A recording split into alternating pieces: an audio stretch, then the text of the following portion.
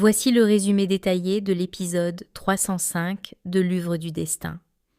L'épisode s'ouvre sur l'espoir de Preta et le soutien des Aroras. La confiance de Preta. En prison, Preta est étrangement sereine. Elle confie à Sarla et Srishti qu'elle a une foi absolue en Karan.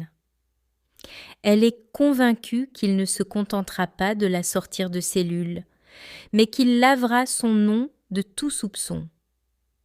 Le repas en famille, Sarla et Srishti ont apporté un repas.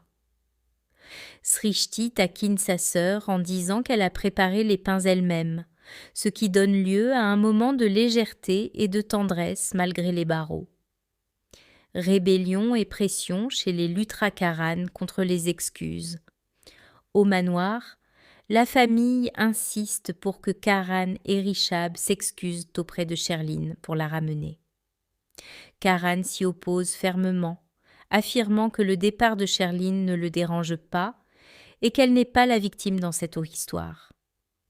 La colère de Raki et Karena Raki, influencée par Karena, reproche à Karan son manque de respect envers sa belle-sœur.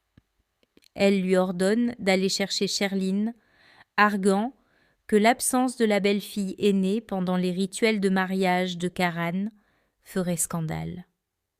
Le chantage de Ramona. La mère de Makira refuse de couper son gâteau d'anniversaire tant que Sherlyn n'est pas revenue, augmentant la pression sur les frères Lutra. L'enquête de Srishti via Samir.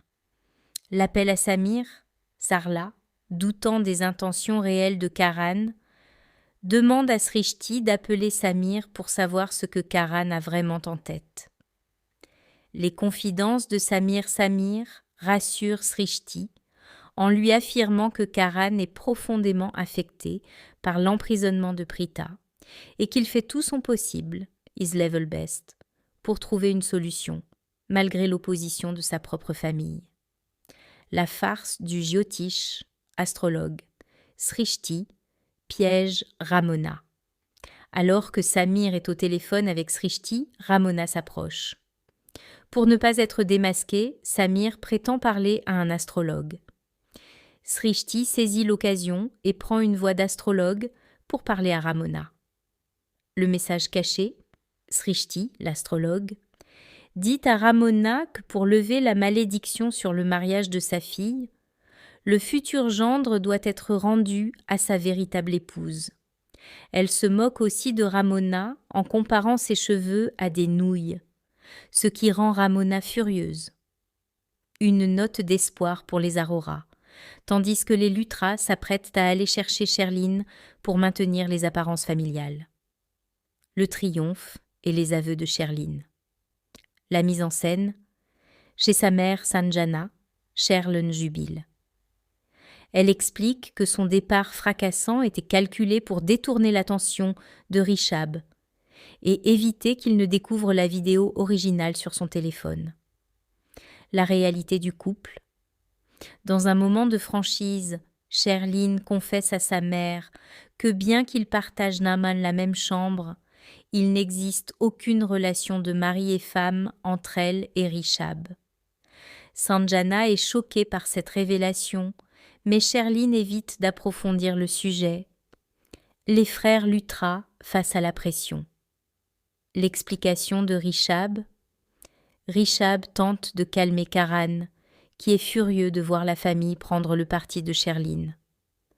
Rishab explique qu'en tant que mari, il doit maintenir un certain niveau de respect et de responsabilité, même s'il ne l'aime pas, pour préserver l'honneur de la famille. La gestion de la colère.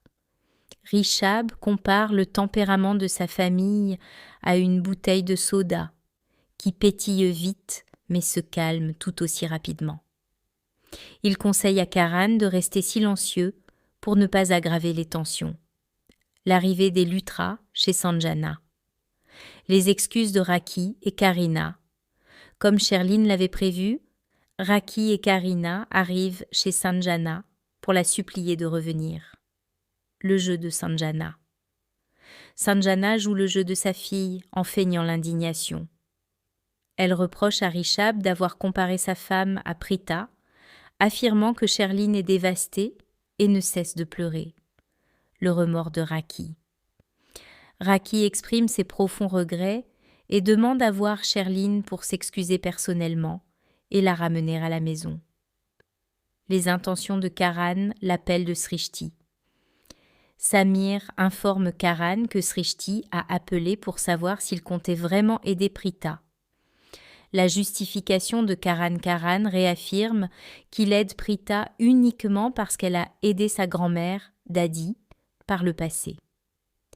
Il nie tout autre sentiment, mais Samir et Rishab se moquent gentiment de lui, sentant qu'il y a plus que de la simple reconnaissance. Mahira surprend la conversation et réalise avec horreur que Karan fait tout son possible pour sortir Pritha de prison. La provocation de Sherline. La visite inattendue. Sherline se rend en secret au commissariat pour narguer Pritha dans sa cellule. Elle prétend être venue pour rompre son ennui, car Pritha n'est pas habituée à vivre dans une petite prison, elle qui aimait tant s'incruster au manoir Lutra. Le récit du faux départ. Sherline raconte avec jubilation comment elle a manipulé la famille Lutra. Elle explique que son départ fracassant n'était qu'un drame calculé pour que Raki et Karina viennent la supplier à genoux de revenir, ce qu'elles ont fait. Le mensonge de l'héroïne, le sauvetage de Mahesh. Sherline ment à Pritha en affirmant qu'à son retour au manoir, Mahesh, le père de Karan, était mourant. Elle prétend lui avoir sauvé la vie grâce à une injection miraculeuse, ce qui a fait d'elle l'idole de toute la famille. La haine des Lutra.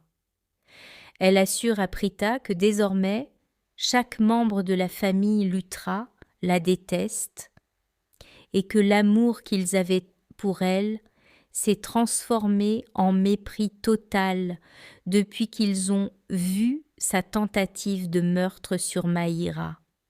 Merci d'avoir regardé la vidéo jusqu'à la fin.